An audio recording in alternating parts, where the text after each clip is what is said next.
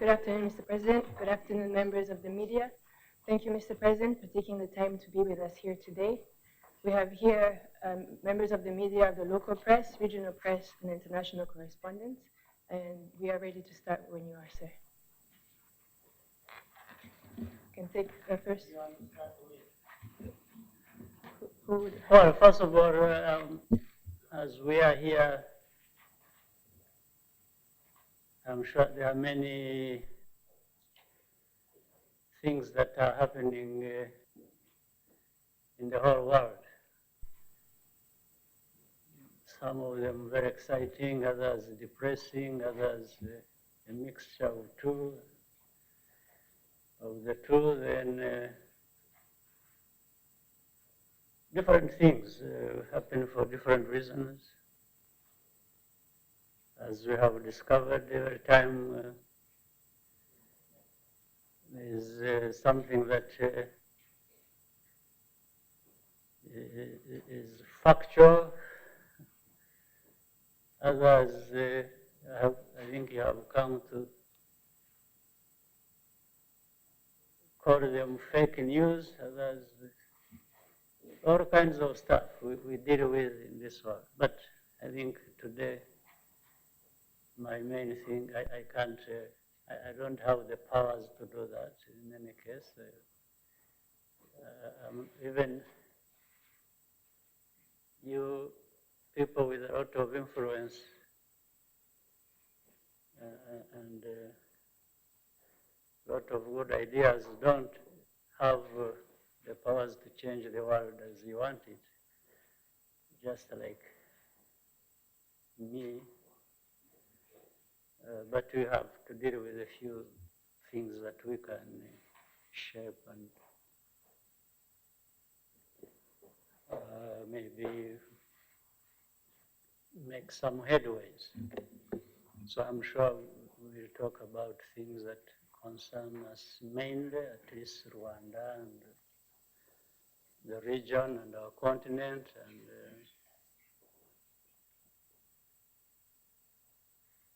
to begin with, then the rest of the world we can also talk about it, but my preference is that we talk about things that concern us directly. We can digress and go into other parts and issues of the rest of the world. But, so you're welcome, and let's go about things the way you think is fit for us. Thank you, Mr. President. We're now ready to take questions. If you could please introduce yourself, your media house, and please stick to one question. Take a question from Bloomberg. Thank you, Your Excellency. My name is Saul Butera. I work for Bloomberg. Your Excellency, the government has plans of building a rail line from Isaka to Kigali of 1.3 billion. How is the government planning to raise this money? Are you considering... How is government planning to do what? Raise, to fund this project, the financing of the project. Also considering raising a Eurobond to fund it, and when is the project planned to start? Thank you very much. Right, a couple of things. One, we have the desire to build a railway that serves us, and starting with Dar es Salaam, the port we use for goods exports or imports. Dar es Salaam, Isaka, Kigali, possibly beyond. In fact, DRC, Eastern Congo, is interested, maybe it can go all the way to the other side of the Atlantic, or connected to Bujumbura, some parts of Burundi, either coming together up to the border and then the divergence, depending on what is possible. and so on and so forth. The desire is there. We've been thinking about it. Some studies have been made already. They are done for now some time. Yes, building a railway is capital intensive, no doubt. But we have also seen that the returns are very high if it were to be done, and the benefits for the country or countries that will be associated, no question about that. The sources of funding, finance, are there, and you can use multiple sources. It doesn't have to just be one or the other. You can use multiple. You can use the African Development Bank. You can use countries that offer such facilities. You can use European Investment Bank, the Bank of Infrastructure in Asia. The US actually showed interest, but the interests have been shown both public and private. And in fact, to make it easy and less costly, we want to use a combination of public and private financing. So we have had experts look at it. In fact, African Development Bank has been very central and helpful in obtaining the data and other things necessary, including that they will participate in the financing. But as you understand, there are multiple, again, countries that are involved. It's not just Rwanda saying we want a railway, we're going to have it, and we have the money, and so on. Even if we had the money and had the need and the desire, it's not going to go according to our wish all the time, because there are other partners we've got to talk to. They have their different views, ideas, sentiments of different kinds. Sometimes politics steps in.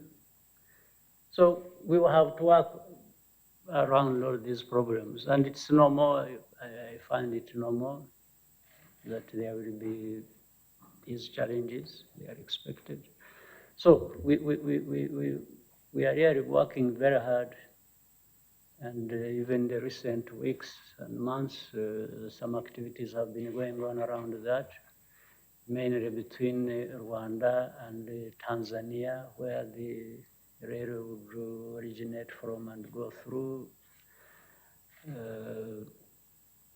And according to the master plan the Tanzanians might have, or to the East African railway or infrastructure master plan, and also then how Rwanda fits into that. All these things have to be brought into some kind of harmony to give us what we want to have. So that's how.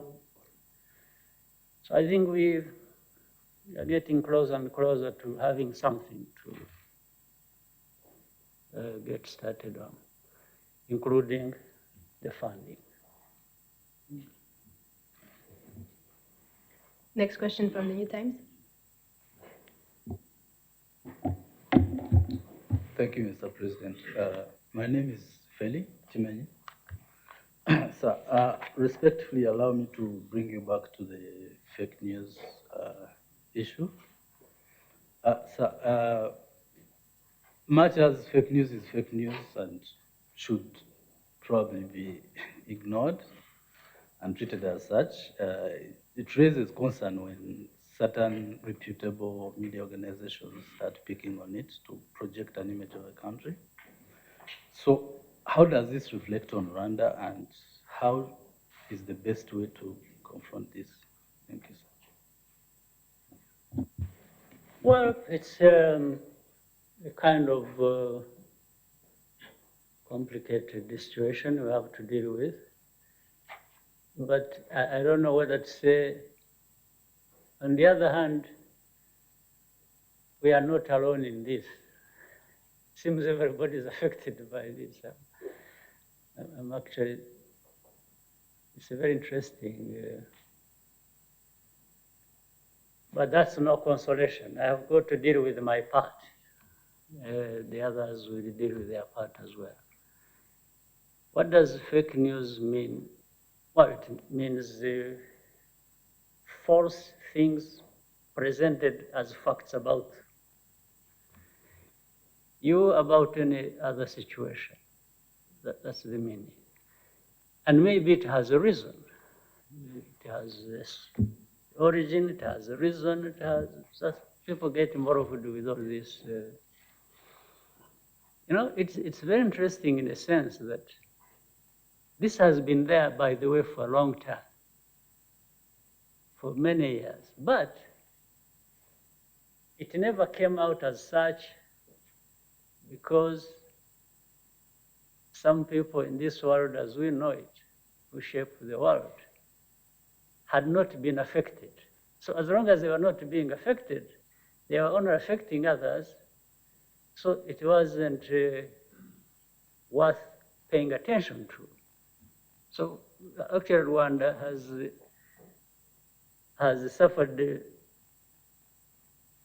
fake news for all I know the last 25 years. But because it was Rwanda or some other African countries, I guess, it was not newsworthy, it wasn't something people, because the powers that be who were creating it or using it or shaping it the way they want had never been affected by fake news. Until recently, when they started getting affected by fake news that originates from their own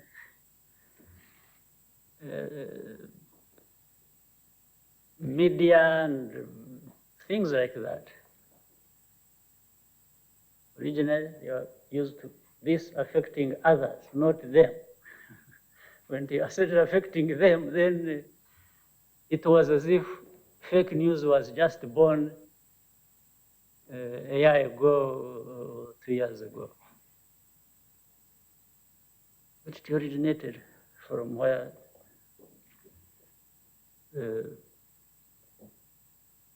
that thing always came from.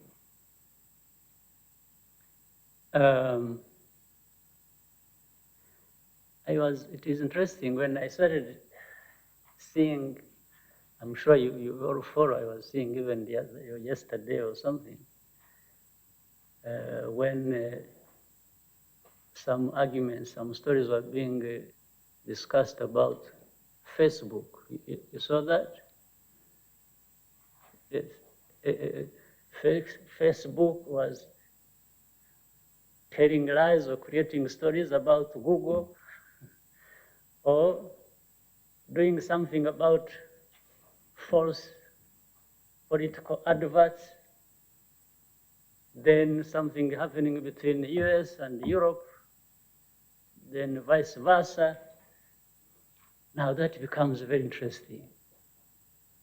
Now that becomes, the fake news is the story, because it's like saying we're used to doing it against others. Now it seems we are using it against each other. So then they start. So isn't it interesting that we have this kind of situation? So anyway, let me deal with my part. Fake news is an old story. It originates from how? some people who think they're entitled to do that, think about Rwanda, about Africa, even how they want to shape the story about Rwanda or Africa, still thinking they're entitled to it. So I don't know what particularly you had in mind, because you have asked a general question just about fake news and how it affects us and so on. But there are particular cases.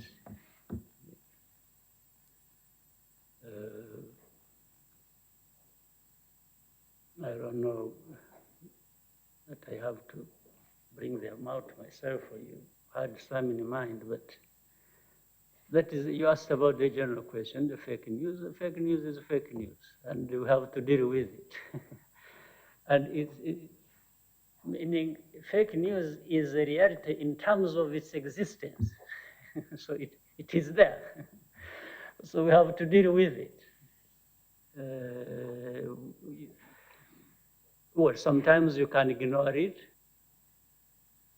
Other times you've got to say something about it and make clarifications about a particular situation. So you've got to weigh a lot of things. So what is it? You look at what is the cost of doing something against it, or the cost of ignoring it. And then you proceed as you wish. Also, the reason for fake news is to try and distract you. So that we spend money, we spend time, we spend all kinds of things explaining ourselves about this, about that. So sometimes you may concentrate on doing what you think is right for you to do, and that gives you progress, and ignore. But if the fake news has that level that will affect people and influence them to think wrongly about you, then you've got to come out and tell people that it's not true. But we live in that complexity of things that are back and forth on a number of issues. So that's about fake news. Thank you, Mr. President. Next question from KT Press. Good afternoon, Mr. President. My name is Danny Gaunziza. I work for KT Press. Mr. President, Rwanda and Qatar recently signed different agreements, and I would like to know how strategically Rwanda is going to benefit from these agreements. Thank you. Yes, we have a good relationship, partnership with Qatar, and around that we are working on several things in the area of investments that are going to serve well Rwanda and Qatar. One of them is a partnership around the airport, around the airline, other things in agriculture, in hospitality and tourism sector, and many things. So our people have been working together to shape it in a way that we can expedite things, we can make the right investments that will give us all good returns, and the movement of people, have been sorted out. that has been sorted out as well. So it's a healthy partnership that we are continuing to develop.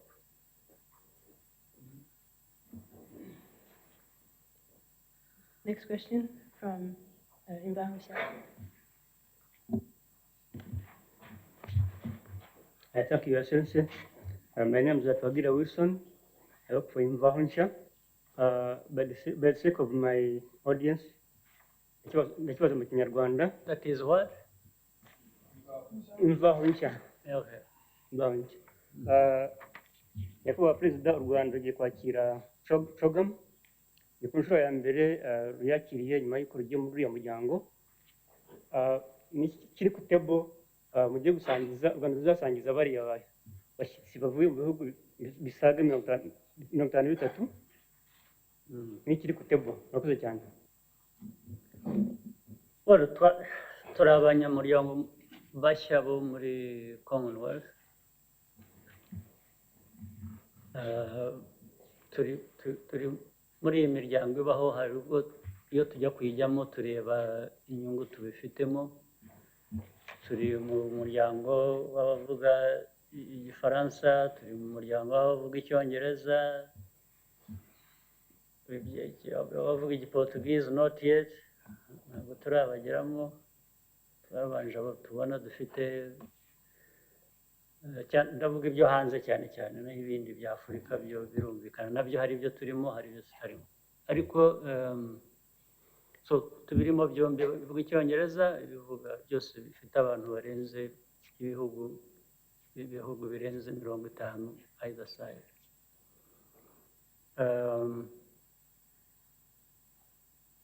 Iyo miryango rero kubana n'ibihugu biba birimo, mukorana byinshi, murahahirana, by'ubucuruzi, by'uburezi, ibintu byinshi, n'iby'umutekano n'ibindi byinshi, ariko ukabyita ndetse rimwe na rimwe ko harimo n'iby'umuco abantu basangira, bituma buri muntu wese uri mu muryango yiyumvamo ko bimufitiye akamaro. Turi mu rutonde rero rw'abantu buri gihe, nyuma y'imyaka 2 hari aho inama zibera, hari no guhamagarira ibihugu bishobora kwakira abantu aho iyo nama izabera. Twari mu bagize gusaba ko twakwakira iyo nama ikabera hano, hanyuma biza kunyura mu buryo bigomba kunyuramo, baza gusanga u Rwanda bakwishimira ko rwakwakira iyo nama, natwe kandi dusanga dufite ibyangombwa byatuma twakira iyo nama. Bizaba rero umwaka utaha muri June, mu kwezi kwa 6. Ibintu byose biri ku murongo, ndabona bigenda neza. Turabitegurana n'abayobora uwo muryango bandi, turakorana n'ibihugu bindi biwurimo kugira ngo nabyo bifashe kugira icyo byafasha ngo inama igende neza. Ndabona ibyangombwa byose biri ku murongo, nta kibazo mbona gihari. Next question from Kigali today. Thank you, Excellency. My name is Edmund Kajira. I work for Kigali today. My question is on the Great Lakes region. Your Excellency, as you might know, there's a situation in DRC, Eastern DRC particularly. This morning there was a hashtag trending saying "Save Murenge." So it appears there's a group of people who are being attacked by some negative groups operating in Eastern DRC. Your Excellency, as we know, there is an initiative which was started by President Tshisekedi to work together to eliminate some of these groups that operate in Eastern DRC. So I wanted to get an update from you in as far as this cooperation is concerned. And also on the East African community, Your Excellency, there seems to be a lull in the relationship between the EAC partner states. We haven't had a heads of state summit in recent months. What's happening in the region and the relationship with Uganda notwithstanding, what are you doing to ensure that regional integration remains on course? Thank you, Your Excellency. For the situation in Eastern Congo, the southern part of Eastern Congo, in many areas, I've heard about it, I've read about it. But the story of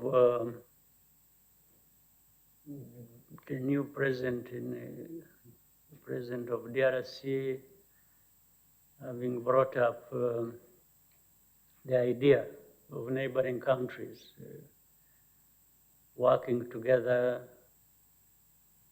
to address security issues was a welcome, good news. But it's not just to address one problem and not the other. The approach was to look at the whole history of these problems of insecurity and different non-state groups that have been roaming the region and causing insecurity, and how we can deal with them as countries, especially working together. And there have been meetings bringing together the chiefs of the national armies of these neighboring countries and the security organs. They've been working even with the UN that is in the Congo, so that they can formulate how to work together, address all these problems that cause insecurity. Again, there are different ideas that come up, some of them, so they keep narrowing the gaps that are there in the understanding of how to deal with the situation, or even what to deal with in the situation. I think largely there's progress, but of course, on the other hand, unfortunately, the problems go on, and these problems take people's lives. So the DRC government, president wanted to address that problem of Minembwe, but the Minembwe problem involves different groups from different countries. So the best way to approach it was not to go it alone, and I think they were right to say countries should get together and first of all raise what each country to raise what they are concerned with, and then together work on each problem so that gives us a better chance to eliminate the problem than if each one pursued their own problem or worked alone. So that is still going on. Hopefully, it will not continue to take many lives as I have heard it is in Embo areas. If we can find a way of arresting the situation, the sooner the better. For the East African community integration and progress, one, I think the East African community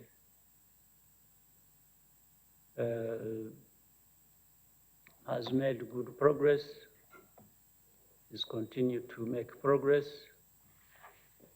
And people are right to say the progress is slow. I wish we could move faster myself. I wish we could be over with many things that still stand in the way of us getting where we want to be. But again, integration is not just something automatic. You don't, because integration means different entities coming together for a common cause, and naturally people will start seeing things differently. It doesn't matter whether they are right or wrong. That happens. It's natural. But people will sometimes will bring non-issues or create problems where they were not. But that's what happens with the people and with the politics and the interests. People. So the task of all of us to achieve broader and deeper integration is to keep working at it and making sure we understand fully that integration, you've got to give something, you've got to get something, and you've got to not just think about yourself and what you have in it, but you've got to be having some level of thinking for others as well and what they benefit from it. And then overall, really the benefits. If we have a population of 160 million people who, after all, have more in common than the differences they have, working together, and this is a huge force, both politically, economically, socially, name it. There's no question about it. So if we keep that prize in sight and focus on it, on 60 million people together, the strength, the benefits, the progress, and then continue working on the differences. We may have some of them that make sense, others don't make sense. Most of them don't make sense. But if we have concerns that make sense, then people still sit down and talk about it and find a way around it so that you get what you want, I get what I want, all of us get what we want. It's not an easy task. For me, I understood it from the beginning that integration doesn't mean you walk in and you have everything you want about it where it didn't exist. So we are very conscious of that fact that things don't work in that straightforward fashion as you would wish.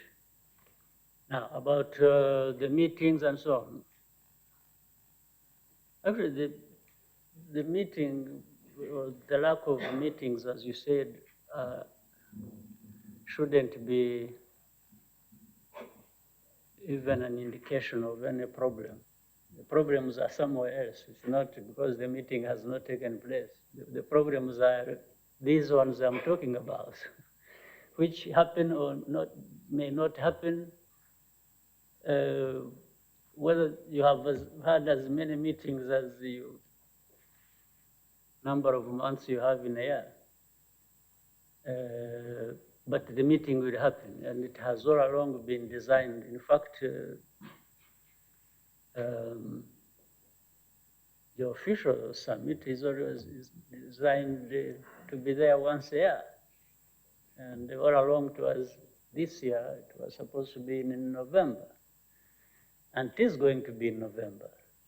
Towards the end of November, we are going to have an EAC summit. We have even had before 2 years without a summit. But might have had reasons.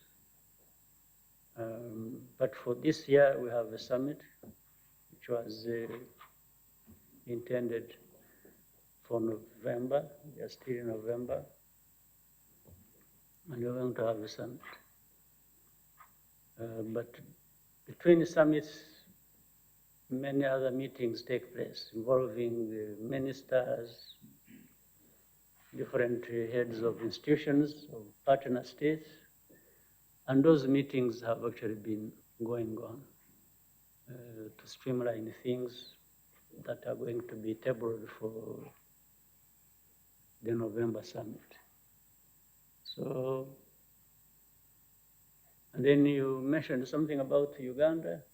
Yes, I mentioned, I said, Your Excellency, that perhaps this would be an opportunity for you to give us an update on the implementation of the Rwanda agreement. Oh, Thank okay. you. I'm not going to repeat the problems we have had. I think I had time to have lengthy discussion around it, and many people have followed and made their own minds about what the issues are and the possible ways they can be resolved. But at one point, it came to having the leaders of the two countries meet, discuss how we can resolve whatever issues at hand. That resulted into two meetings we had in Angola. And the second meeting resulted into a package of some understanding and commitment we can make in resolving the issues. And following that, there was a meeting in Kigali, bringing together Rwanda's officials and Uganda's officials to talk about what needed to be done. I think that meeting went well, and again, there was supposed to be another meeting 30 days after that in Uganda. I think the 30 days were supposed to have 16th of October.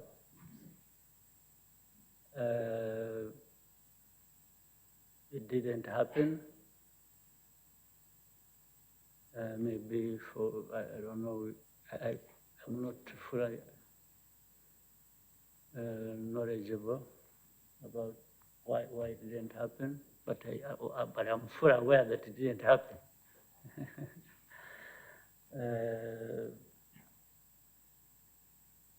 So I think there is another, now instead of that, then in fact, after the 16th of October, we learned that another date, wait a minute. The official communication about the meeting that was supposed to be taking place on the 16th of October, now being suggested for 13th of November, did not reach us until we read it in the papers. Then after reading it in the papers, we received the official letter. Well, that has its own meaning, which I know, again, I'm not very knowledgeable about. But nonetheless, when it was approaching the 13th of November, we haven't reached there yet, right? Sometimes I forget which month we are in, so.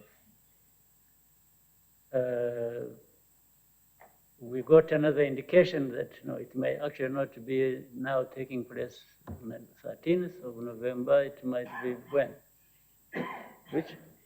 18th. So we are okay with that, with whichever days anybody, for whatever good reasons they have, they suggest. Or even if anyone comes up and says, you know what, we don't need any meeting, we respect that. But for sure, the meetings were supposed to resolve the outstanding issues that have created a misunderstanding between But one important thing I would wish to talk about that originated from the previous meeting that took place here and is likely to be an issue whenever the meeting takes place, or even if it doesn't take place, that still remains an issue is the origin of this problem. Having been, I think you've been aware of all kinds of accusations flying here and there, but at least for us, the origin is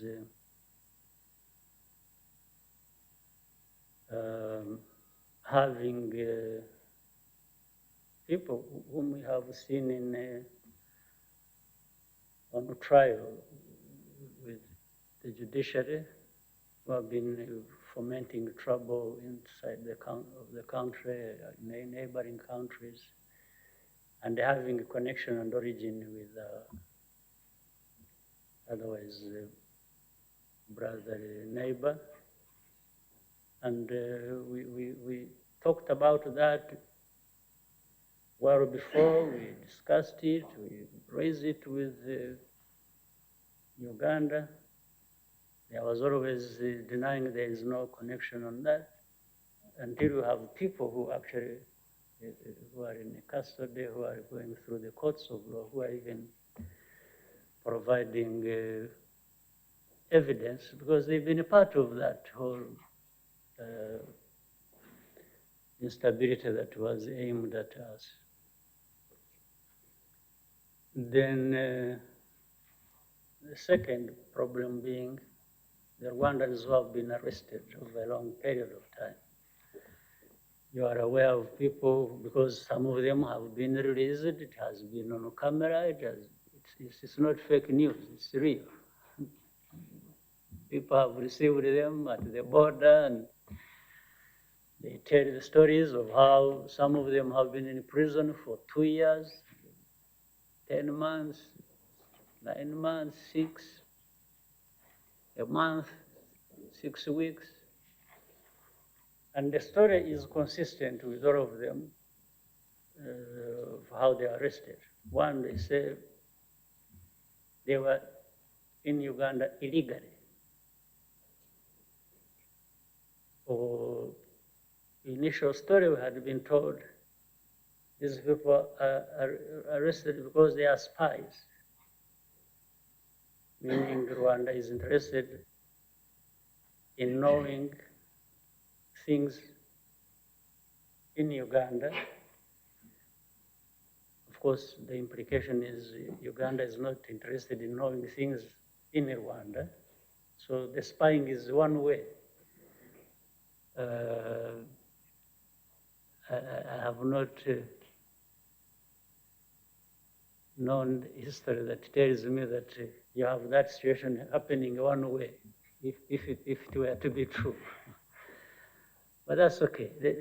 That we shouldn't take much time on that. But then the issue also became, okay, if you have people who you think are there illegally or have committed crimes or have spying, and do you really arrest people, pile them up in their hundreds, and you fail to put one, even one, in the court of law and have them charged and tried? Just even one out of 100. So the moment that you say you cannot do that, or you are not able to do that, it tells a different story. And this has always been our concern. We have always told them, we say, we respect your sovereignty, we respect your institutions, we say, but you are arresting Rwandans, and the reasons you are giving don't add up. From the beginning, from the first group they arrested. But we also told our brothers and sisters there that we actually know the story that where these arrests originate from, and even the source. It's the same people that we have arrested who are here, the same organizations that are operating in our neighboring countries and beyond. that because they are of association with this country, they started saying, you know, these Rwandans know that we are here, or they have accused you of us operating here. How do they get the information? They must be getting information by having Rwandans who come here knowing this story. And then they are the ones who started showing the government institutions there. You see somebody and say, this man must be working for government. This man is not your friend. You know, even some, in fact, what is interesting is that some of them, and even the ones you have here, or those who have been released, they were arrested after some people had approached them to recruit them into these organizations, these rebel groups, and they refused. When they refused, then the punishment is, okay, you are refusing because you are with the government. So then they tell the security people that this must be an agent of Rwanda. And but from the beginning, we had told people that, in fact, you know also that we advise our people not to travel to Uganda for the very reason we have had relatives of these people who are arrested, who have been arrested, coming to government institution and saying, no, we've got somebody missing when they went to Uganda for this, we got this. Then. So I said, but we raised it with the Uganda government through the embassy and foreign affairs there in Uganda. Every time we got such a complaint, we raised it. Every time we raised it. There are hundreds of them. And then we told Rwandans, we see, when it comes to you people being arrested in Uganda, there's little we can do about it, other than raising it with the government institutions and the government. And the response we get all the time is that these people have gone there to do wrong things, and they have been incarcerated, and nothing. So there's nothing. So the only advice we can give others whose family members or friends have not been arrested is just don't go there. But we continue to tell Ugandans that they are free to come here whenever they want. If they don't want to come, still we have no quarrel with anyone. So I don't know, maybe I gave you too much more than you really asked for, but the story adds up to a fact that, yes, the efforts have been there, we are still pursuing them, but they may not be. Oh, but something happened. Immediately we had this meeting here. A few days after the meeting had taken place here, I think they released a number of people. Also, by the way, when I say they released, they don't officially hand them over. No, they bring them in the middle of the night and and dump them across the border. But in the same period, there is, I think, 30 something, some number at over 30, less than 40. But at the same time, arrested others after that. So it has been released, arrested, released, arrested.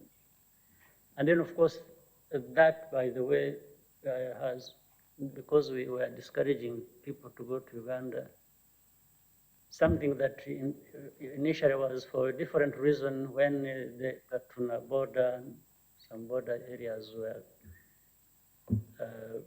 the traffic was very slow because it was being worked on, the road was undergoing construction. But then that now ended up, mixed up in the situation. It's like, if the traffic going this side, you are arresting people much as we allow people to come over here. So this border point and some other border points remained things going slow or closed down already. but we have other border lines operating, Kagitumba, Chanika, so, and then the demand from the other side is you must open the borders. And they say, yeah, we will open the borders, but how about the origin of the problem? You want to open the borders, but the borders which will only be one way. The other ones who use it, you arrest them. So why don't you just, because if you are talking about trade, you want open the borders, but you arrest people using the border points. So do you want goods to just move like these driverless vehicles? They just cross the border without people. It's going to be difficult to find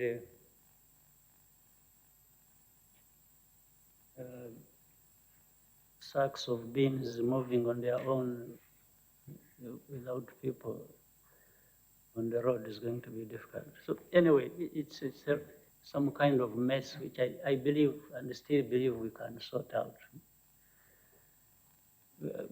We should be better than this. We know better than this. We should be better than this. We can definitely do better.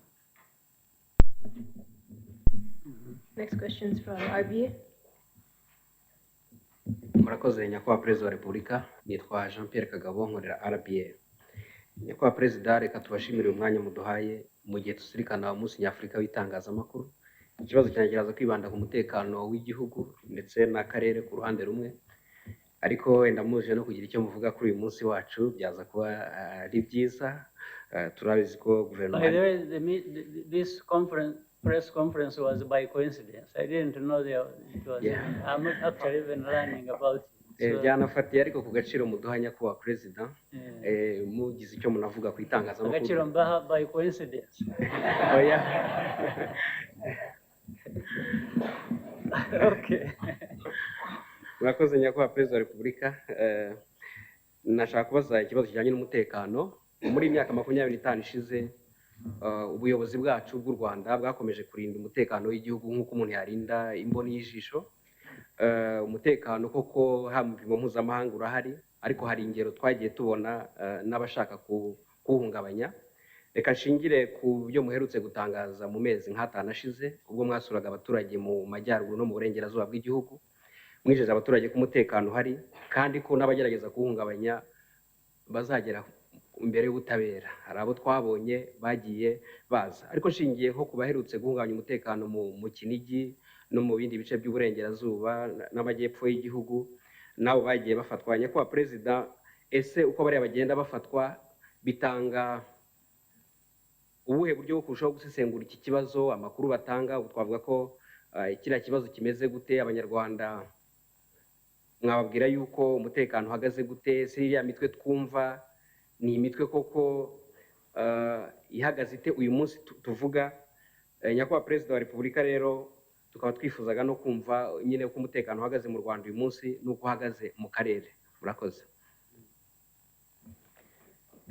Well, nta cyo numva cyahindutse ku bijyanye n'umutekano w'u Rwanda, urahari uhagije.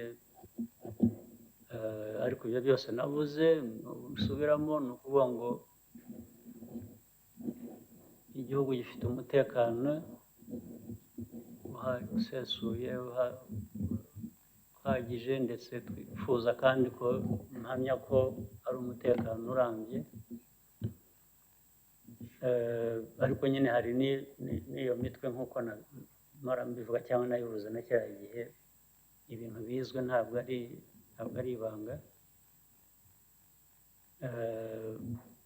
Ariko ukuri ko ni ukuri, nta ubundi kuri kwa gatatu si ibyo nyine ibyo bibiri mvuze, ni uko nibwira ko igihugu umutekano wacyo ushingiye ku baturage, bushingiye ku bushake bw'abaturage kubera ko buri wese akeneye n'uwo mutekano, noneho n'izindi nzego zirebana n'umutekano ubushake zifite cyangwa ubushobozi zifite nibwira ko umutekano w'igihugu uzahora hari abawugerageza, ariko ntabwo nibwira ko hari icyo byahindura ku mutekano cyangwa imibereho y'igihugu. Nicyo nahamya ko ntacyo byahindura, ariko biriya ibyo by'abagezwa imbere y'ubutabera birimo nabyo nyine ni ikimenyetso cy'uko hari ibikorwa kugira ngo igihugu gihangane n'icyo kibazo, kandi kuba bafatwa bagashyirwa mu butabera nabyo ni ikindi kimenyetso cy'ubwo bushobozi nyine buriho mu guha abanyarwanda umutekano, ndetse tunahamagarira iteka abanyarwanda nabo kugira uruhare muri uwo mutekano. Ibyo rero nabyo bifite nyine urundi rwego biganisha ku mutekano rusange w'akarere, kuko abo bamwe bagiye bafatiwe mu bihugu duturanye, bamwe bavuye muri Congo, abandi bavuye mu bindi bihugu. Twagiye tugira urwego rwo gukorana n'ibyo bihugu bimwe na bimwe kugira ngo tubagereho, kuko niho babaga bategurira guhungabanya umutekano w'u Rwanda. Rero ibyo bivuze ni icyo bivuze ni ukuvuga ngo niba hari aho bashingira mu bihugu bindi kwitegura guhungabanya umutekano w'u Rwanda, ubwo byabaye umutekano muke w'akarere. Niyo mpamvu no mu karere ibihugu bishaka gufatanya, nk'iriya nama yavuzwe na mbere, cyangwa inama ziba igihe gitandukanye, kugira ngo izo nama zisuzume ibibazo by'umutekano rusange ari mu Rwanda ari no mu karere dutuyemo. Ibindi ni ibyo mubona hanze cyangwa muzi, nta kintu gihishe cyangwa nta umuntu yahimba, ibihari birigaragaza. Ni ugukomeza rero twebwe kurinda umutekano mu gihugu cyacu, gufatanya n'abandi mu karere ngo turinde umutekano mu karere. Ibyo twiteguye gukomeza ubwo buryo. Next question from Hervé. Rudatsimburwa Albert, Contact. Mr. President, lately we had a surprise to see in the press that British lawmakers were requesting something from you. We had the Minister of Justice, we saw it, his reply in the press, but what is your take on it, Mr. President? Well, first of all, by the way, I never received any letter. I read the letter supposedly sent to me in the news, in the social media and other places. So I never received any letter. But I guess some institutions of government maybe received the letter. First of all, the letter must have been addressed wrongly from the beginning. I don't see, well, maybe they called it, was it an open letter or something? Maybe it was an open letter, still addressed to me, but I think it was addressed wrongly for British MPs to address a letter to me talking about justice or judicial matters in our country I don't understand the basis. I don't see the basis. Before I even talk about the facts of the case they are talking about, I think it is wrong.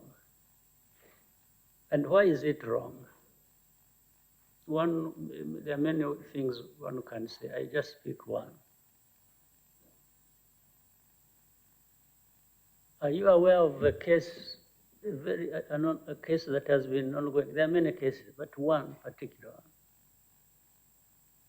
that has been going on in the UK about genocidaires who have lived in the UK for over 10 years.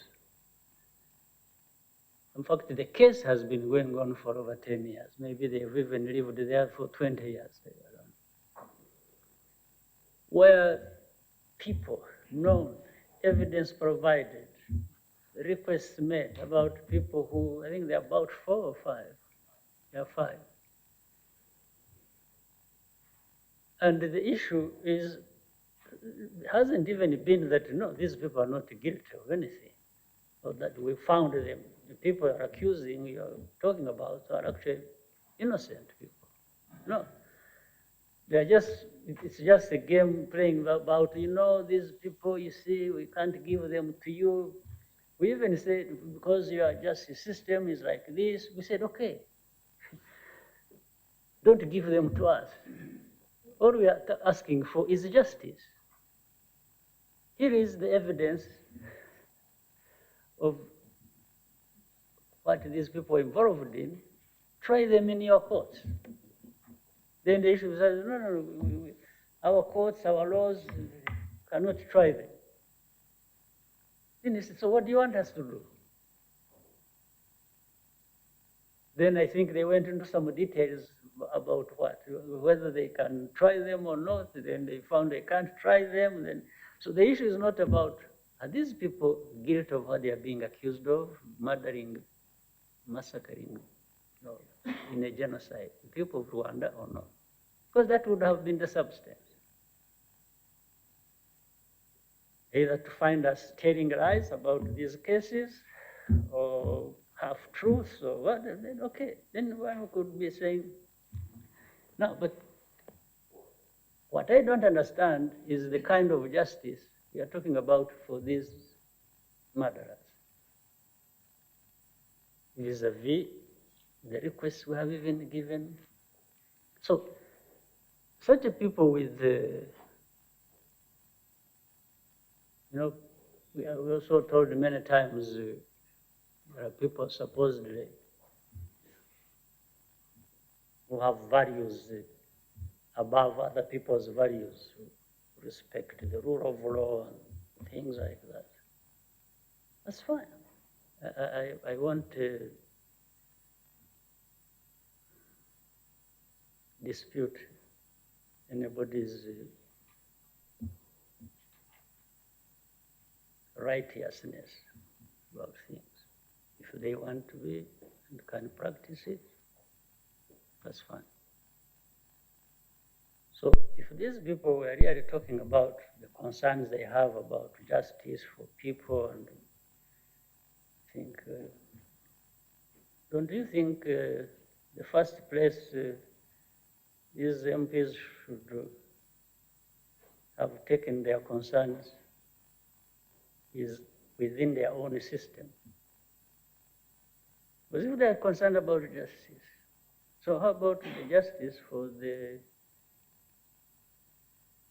people of Rwanda who were killed in a genocide? And the people who were part of it directly, not indirectly, directly, are sitting there in the country, and the country is, one would even say, protecting them. Because I think they have even been given, what is it? Is it residence? Is it citizenship? Or, They have different forms of residency. They are legally there. So, and by legally protected against. So, I would have said, MPs in a situation like this should have been concerned about this case that has gone on for over 10 years.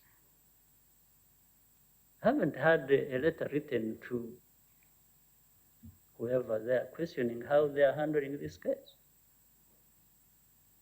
So they find it easy and they're entitled to writing now, not even, they haven't even written to the Attorney General, the Justice, or to their counterparts in the Parliament to say we have a concern about this. Now they are writing to the President. Well, they don't even think he's a president. They have very little regard for other countries and their leaders and institutions. That we have, again, come to get used to. We have no complaint. We live their life, we live our lives, and they can think about us the way they want. I have no problem with that. So what do you want me to say about that? But maybe I should also add, I am not aware, or I'm not sure that they are aware of even how they complicate cases of those people they seem to be trying to speak for. It really complicates their cases. I wish I could advise them quietly that that makes it even more complicated. They think they are doing good things in favor of the people they're talking about. But I think such a concerns of that nature that complicate cases even more. So I relate to the Attorney General and Minister of Justice and others concerned with that to deal with the matter. I have nothing to do about it.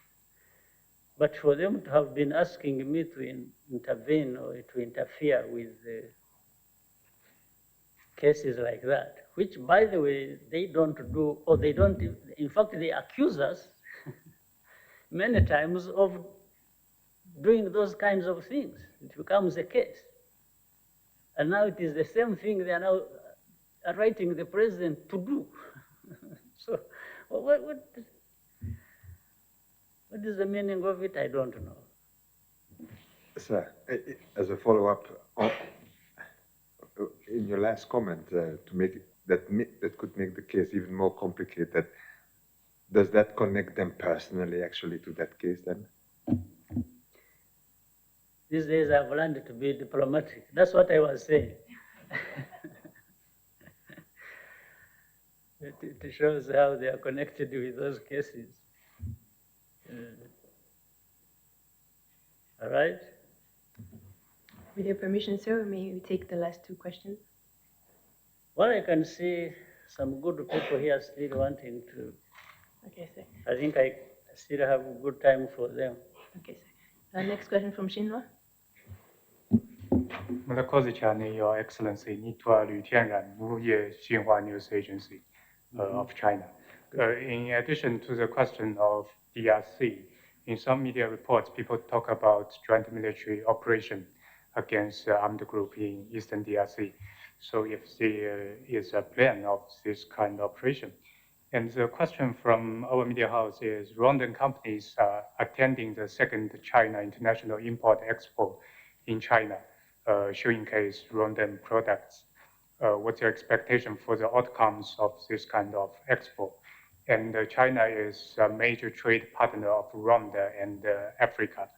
So what's your expectation for the trade relations with China in the future, especially in the context that Africa continental free trade area has entered into force? Good. Yeah, for the meetings that have been taking place, bringing together a number of countries that happened in DRC, were about, again, as we said, to have in place a joint effort of these countries' forces to deal with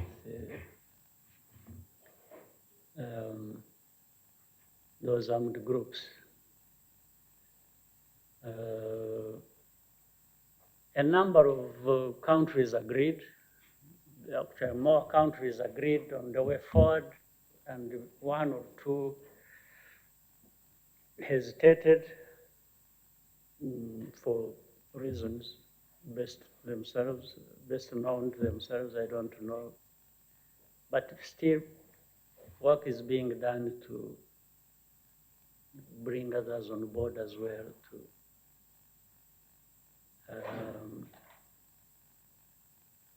be able to move forward. So I think we will soon find some way. But the most critical country here is actually DRC. So if DRC can decide to work with all of us, which is the most ideal, which is the best. If it doesn't work, maybe they accept to work with one or two or three countries, whether in whatever formula to address particular problems. Still, that is much better than doing nothing. So I'm for the ideal. If it doesn't work, I can lower my expectation, but at least do something that concerns me directly, or work with whoever wants to work with us, and do something. So I think DRC is the most critical country here to deal with, and so far they are in the right direction of agreeing with all of us to do something. The import-export summit or conference or meeting going to happen in China, or happening whenever. It's something we are always happy about. Trade is very important for countries' economies, for the world, for the globe. We have had ups and downs. We have had, recently we see what is going on between China, America,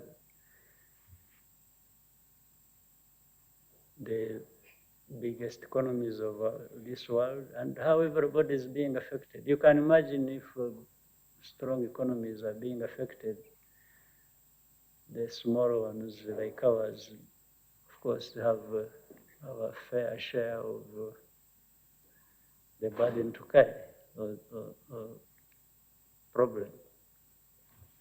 But our desire, whether it's bilaterally or through multilateral efforts, like for example with CFTA, bringing Africa and African countries to work with either blocks or single big economies, or, like China, it's always going to be very healthy. It's going to be very good. It's something we want to see happen. And in some cases, it is not normal that somebody is trading with somebody else, and when I'm trying to trade with that person, the other one says, no, why are you trading with this one? And forgets that I can ask the same question. Say, why are you trading with this person you are telling me not to trade with? So, but we know how to pick our fights. We don't just pick our fights for the sake of it. In any case, you don't pick a fight with somebody you know you are going to lose against. So you find another way of getting to where you want to be without having to pick a fight with the bigger entities. So the trade arrangements between Rwanda and China, or between China and African economies, For me, the summit expectation is how can we keep improving what everyone gets from it. That's about the expectation. So that China benefits, absolutely, and maybe even proportionately to their own size. But also Africa, whether it is bilateral with the countries of Africa or through CFTA, everyone has to make sure that we do trade that benefits all of us. Next question from RFI.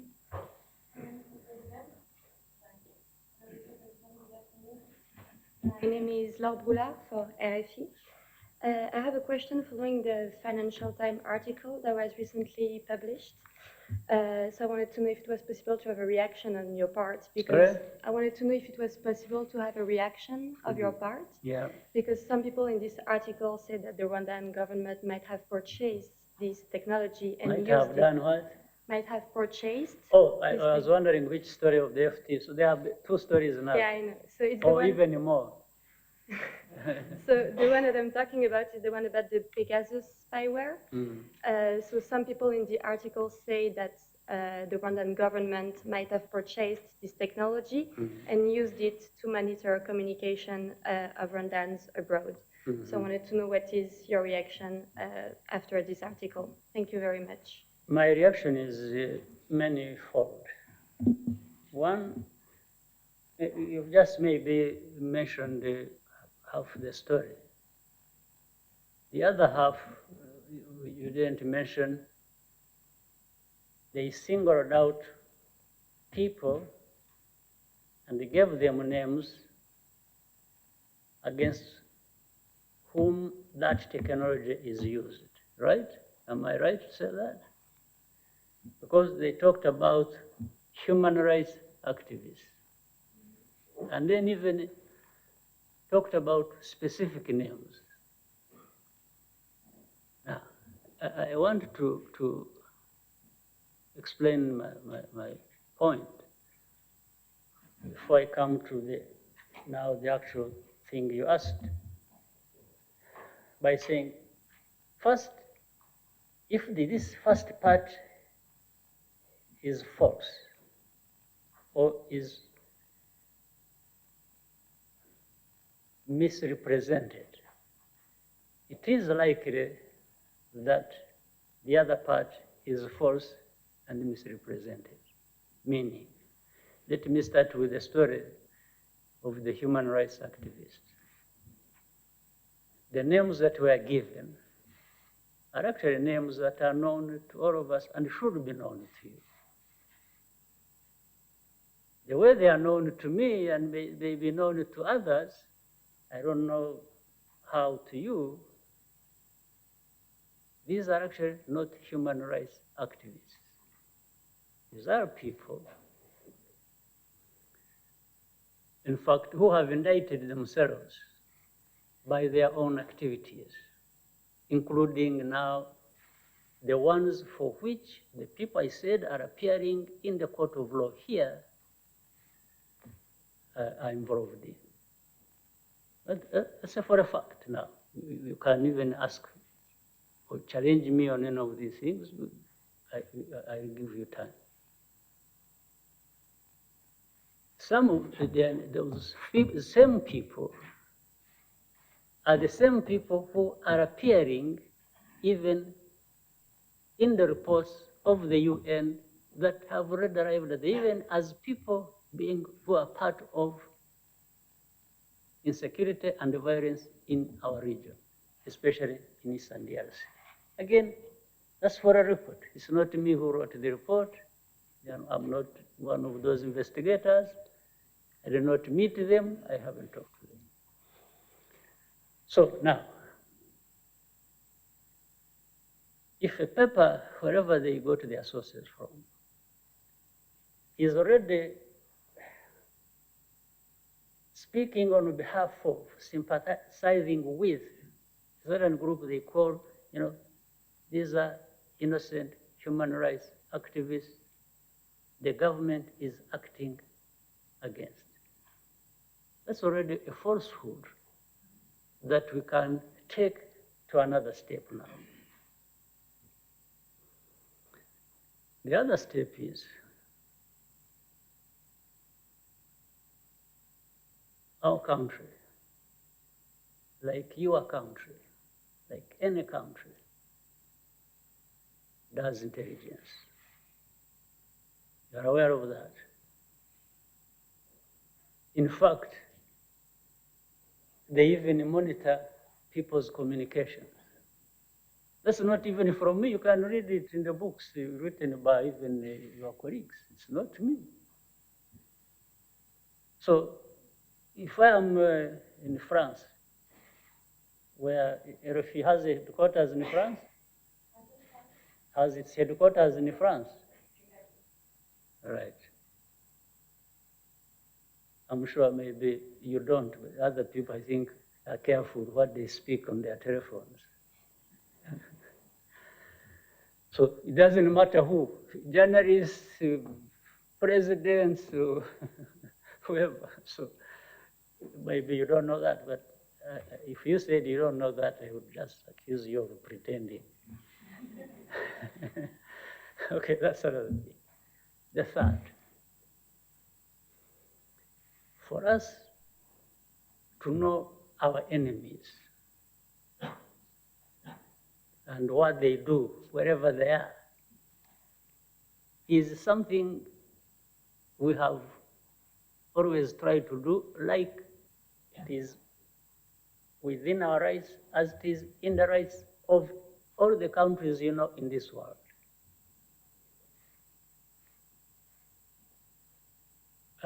Of course, there are rules that govern all these things we do. Probably more things happen discreetly than those that happen in the open. That's why some people will pretend and accuse people of doing certain things that they do even more than the same people they're accusing. I have only read about that story of, not of FT, but the story about the technology. I read that in the news about other cases, because I could read the story of some people, I think, who were killed in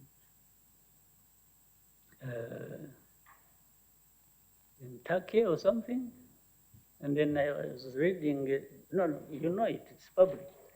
And as I was reading that story, then the whole thing was talking about the same technology you're talking about. But I think somebody who was in Canada and another who was in the US, that's how they knew how the person who was in Canada was doing something against a certain country, and that's how they got to know the movement of the one who later on died. It was not involving Rwanda, it was not involving any African country, it was around. That's the first time in fact, now asking me about it, but I actually wish I could have access to this technology. I just wish. But I also know that it is very costly. That's what I have heard. I've read about it. And I know how best to spend my money. Because I wouldn't spend so much money over nobody or nothing. There is somebody I saw that they are saying we used it against who lives in the UK. Somebody, what is his name? I saw him in the picture for the first time. I even don't know.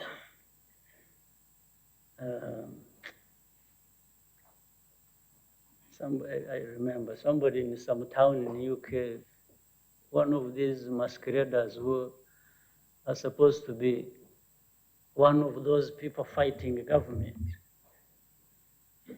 Imagine from a town in the UK.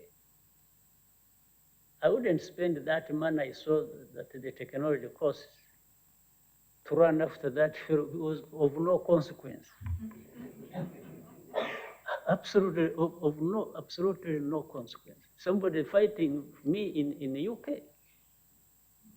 No, I worry about these fellows who enter through Kinigi and they kill people. These are the ones I'm concerned with. But the other one, by the way, who is on, is fed by UK government. He has no job, he has not, how do I? So it is absolute nonsense, my dear. So, but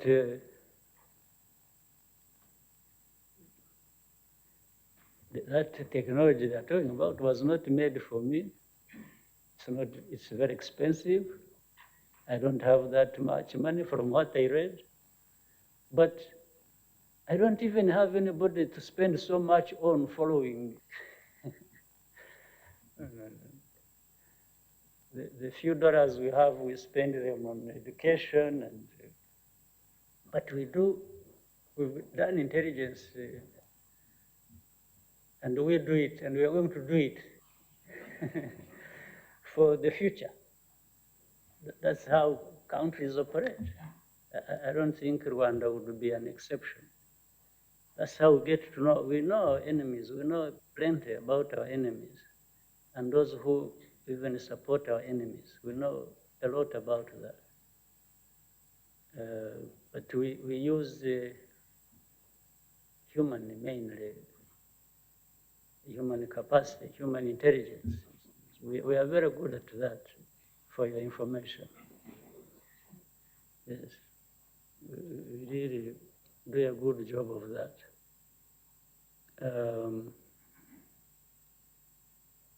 So, but again, now, something, the last one, which I can't forget talking about. Does it also tell you something? FT, not so long ago, was writing a story about Rwanda faking data, blah, blah, blah, and so on and so forth.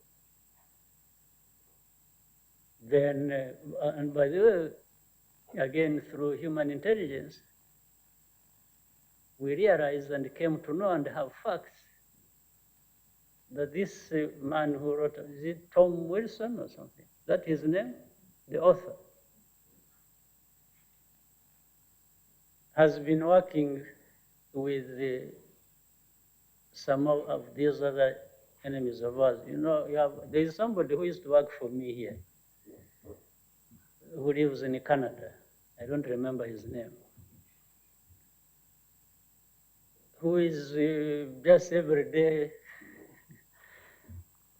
faking news about us. So he found a friend in this one of FT. They work together. They are now one and the same. So this person, this one of FT, they wrote, you know, highlights. Again, it's just more about attacking the president. It's not even about anything else, how I dictate whatever is written about Rwanda, when actually Rwanda, everything about it is bad. According to him, everything about Rwanda is not supposed to be good. So if there was anything good, it is because Kagame has dictated it. So in other words, they have dictated things with the Economist, with the World Bank, with the World Economic Forum, with, I have even dictated what Rwandans feel and say about what they are experiencing. He has attributed a lot of powers to me, again, which I wish I had. If what I wished happened the way I wanted it, and I have such a powers, I would be the happiest person. So, but those are the powers he gave me. Now, but from this, now he moves to the accusation in the defense against us, in the defense of certain human rights things, and using certain technology. And one thing I also learned and that was being said was that this technology originates from Israel. So, and Rwanda is a friend of Israel. So by extension, I mean, I wish things would work like that in every day. We would be further ahead of where we are today. We would be very close to our targets. So that's what I can say. Yes, but for doing intelligence, I'm guilty. We do that. We do a lot of it. Next question, CNBC. Thank you, Your Excellency. My name is Naringo Fena Muthoni. I'm a journalist with CNBC Africa. After your term as the chairman of the African Union came to an end, how involved have you been with the implementation of the Africa Continental Free Trade Area Agreement? And also, earlier on, you touched on that for regional integration to be achieved, countries need to work together on their differences. And we are seeing tensions and disputes among African countries. An example is Nigeria extended the border closure to 31st of January. Now, what sacrifices need to be made for the realization of a one marketplace? And is the implementation moving at the pace that it should be? To try and cut a long story short, integration is a necessity. And it is going to happen, and it is happening. And it will continue to happen in spite of people's differences. Knowing that people's differences will exist. That's why in the middle of trying to bring together the countries covered by CFTA, you are talking about, so there's a difference between, there's a problem between Nigeria and Benin. Yes. Maybe tomorrow it's going to be addressed by the same people and allow the strengthening of the CFTA side. So some of the things are real facts, so, you know, on the basis of on which things are built or formulated. You want CFTA. CFTA means bringing countries together, trading with each other. It's another form of integration. This is a necessity, and it will happen. It will happen with the difficulties, either entirely for the whole region or between some entities within that region. That will happen, because that's the nature of people and their relationships and interests and all kinds of understanding of things. So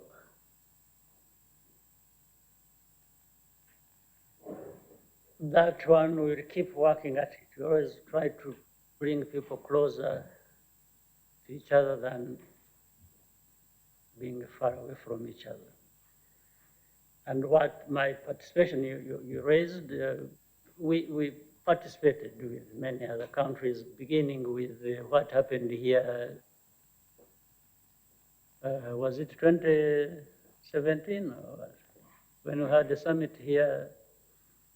The signing of CFTA, 2018, last year. Yeah.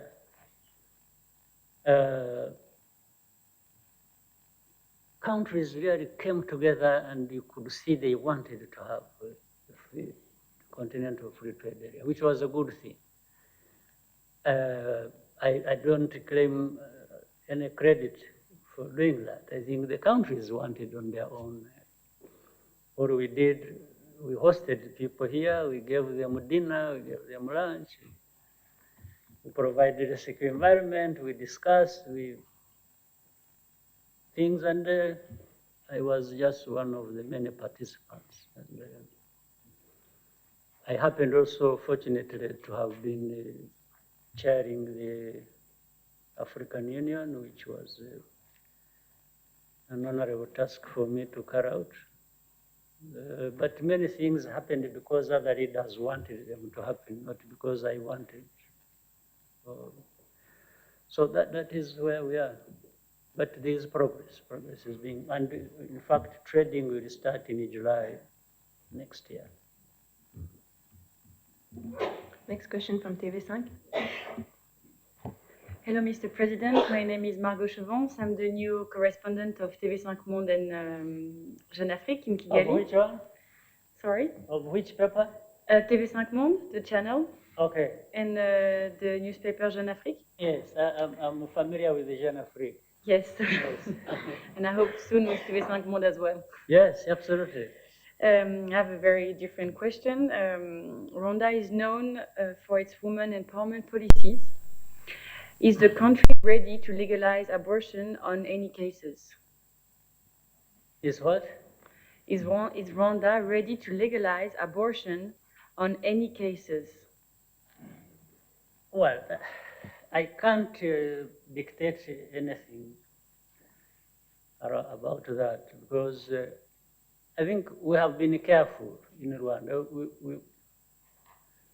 We have always tried to reconcile people, ideas, and not just be fixated on one thing and say it is this or nothing. Because some people have fronted the line of saying it's either freedom for abortion for any case or nothing. The others are saying, anyway, it's just either abortion or no abortion, right? And for us, we think either position is problematic. Just have those rigid things, no, it's either this or this, nothing. We have always tried to find something in between. That's how we have operated. And looking back, I think we are better off than those who have gone for either this or nothing. You see what I mean? Yes. So we try to take the best of both sides and come together. If it is abortion, can it be qualified? Can we say, under what circumstances? Are there certain circumstances where this can be allowed or justified? And we allow people to go through that and say, but then we say, but we arrive at that because we are also asking, are there some bad things about abortion? Maybe somebody will find something that is negative about allowing abortion or not allowing it. So for us, we keep this middle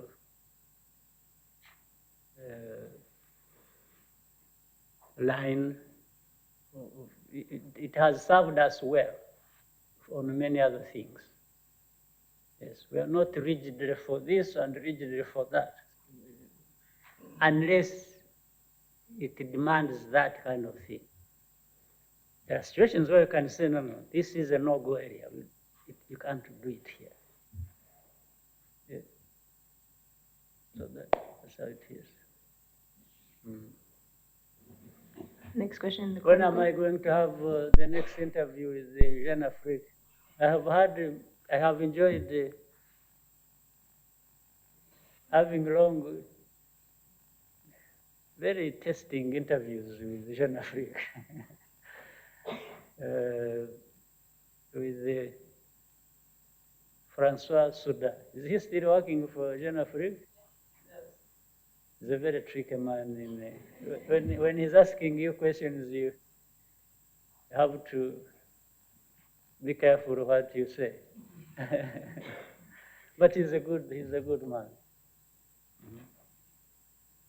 Next question from the Chronicles. Thank you very much, Mr. President. With your permission, I will go back to peacemaking in the region.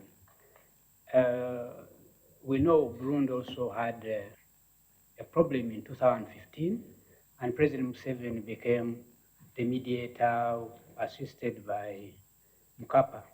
When he took over the EAC chairmanship, that issue I read in the papers that it was also mentioned.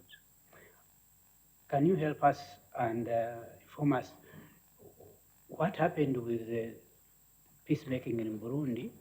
A related question also on peacemaking in DRC is, as you mentioned, the president DRC is interested in working with regional countries to solve the problem in Congo. Even Rwanda and Angola signed an agreement to fight. And to solve problems in the neighbors of Congo. And the neighbors of Congo, yes. So they're not just interested in solving their problems in the Congo, but actually they're interested in having problems solved with the neighboring countries who have groups based in Congo operating in those countries. Yes. It's just an addition. But the UN has categorically said it will not support the intervention or support from Congo's neighbors. What is your view? Congo has been, the UN has been in Congo for over 20 years. Finally, Mr. President, also as the chairperson of the East African community, the ESC Council of Religious Leaders has wrote a letter, I think yesterday, saying that they were supposed to meet the Secretary General of the ESC. They waited for 6 hours. He never turned up. He instead said that he will not meet them. In the letter, they say that they will write to you as the chairperson complaining. What is your comment on that? Thank you. Well, I'm being asked to comment on something I'm not aware of. I haven't received the letter, nor did I actually know the story. But when I'm sure that will come up by the time we have the summit, I probably will have known, but we will ask what the issues are. One, what they wanted to see him about, but why also would he refuse to see them? And then we will be able to discuss it and come to a conclusion. I don't know what they wanted to see him for. I don't know why he would have refused to see them or delayed them and later on refused to see them. I don't know. But either way, it doesn't sound good. Something must be amiss and it needs to be fixed. So we will see how to fix that. On the first part of the question you raised, I want to make some clarification for sure. One, President Museveni has been the mediator, not by the virtue of being the East African Community chair at the time he was the chair. He was also the mediator even before he became the chair. I think he became the chair for 2 years. But before that, he was still the mediator. So it has nothing to do with the chairmanship. But why it was discussed during this last summit when I was becoming the chair, both the mediator and the facilitator were expressing frustration. In fact, the facilitator, in the name of former President of Tanzania, Benjamin Mkapa, for him, he said he's done his best, which is true, he did all his best, but he felt his best efforts were being wasted, and he wouldn't enjoy working so hard at something and then end up with nothing all the time. So one could understand his frustration. Then President Museveni also did express some reservations and frustration. And in fact, expressed possibility of handing it over to somebody else. And the summit unanimously said no. We can't have everybody being frustrated and giving up on everything. You've been at this for quite some time, and it's understandable. People would be frustrated. There are issues and so on. But please, we ask you to continue. And that involved me as well, suggesting that the person who is a mediator, who has been a mediator before he was chairman and during the time he was chairman, and should continue even after. To allow even that continuity, especially when the facilitator was being adamant and said, I don't want to continue. So losing the facilitator and the mediator at the same time, we thought was going to complicate matters. That is the story about that question you raised. Now, on the Congo side of things, I think it was clarified how Congo has been helpful in wanting to work with the neighboring countries who have problems associated with groups based on Congo, which is a good thing.